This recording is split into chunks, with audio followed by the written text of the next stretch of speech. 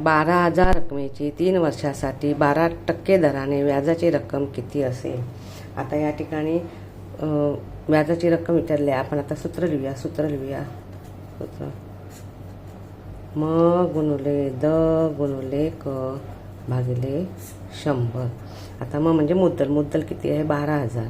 12,000 गुणुले दर किती आहे? 12% दराने गुणुले 12 किती वर्षासाठी कालावधी, क म्हणजे कालावधी किती वर्षासाठी? 3 वर्षासाठी भागिले 100.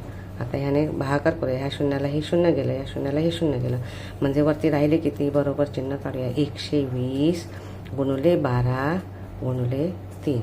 आता याचा गुणाकार करूया. 120 गुणिले 12 त्रिका 36. मानचा गुणाकार आपण करूया. 120 गुणिले 36. 36 शून्य शून्य. 36 दुना 72. 2 हातचे झाली 7. 36 एके 36. 36 आणि 7 43.